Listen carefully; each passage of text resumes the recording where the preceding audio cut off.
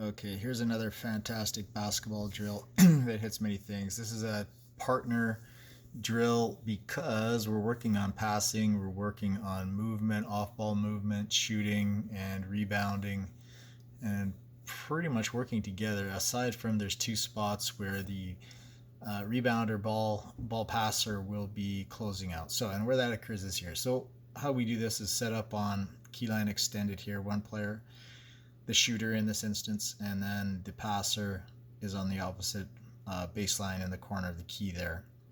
We actually run this in duplicate, so there would actually be the same setup over on this side and this side as well. Because what that creates is you got to keep your head up. Everybody's got to keep their head up, see what's going on, making sure people aren't running into each other, passing into each other, getting cut off, and rebounding, of course, looking out for everybody else. What happens here then is upon go, so if we have two sets of people running at the same time, you guys can actually do a competition where you play to whoever makes 7 hoops, 10 hoops, 13 hoops, depending on your ability. First, that team would then win, and maybe everybody else does 10 push-ups. There are 4 points spots where shots are taken from. There's two elbows here. There'll be a 3-point spot here, shot over here, and then a relocation to a drive layup here, and then the opposite would occur on the other side. So the first move is on go. Shooter's coming down to the elbow, gets a pass. In this instance, passer is closing out. They take a shot.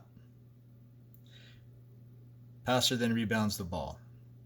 After this shot, this player is going to relocate out, key line extended, while the rebounder now is going to take that ball and they're going to relocate to the top of the 3-point line. As that's happening, this player here, the shooter, is going to slide down to the bottom corner and relocate there and await for this player to get in position to then they will cut towards the elbow. We'll get a bounce pass ideally into that mid post, high post, low post, wherever, and create some sort of a move for a layup. This passer will then come rebound while the shooter is then going to just carry through because they've driven on this side. They're going to carry through out to this 3-point location in the corner. That pass will then come out. They'll take a 3-point shot.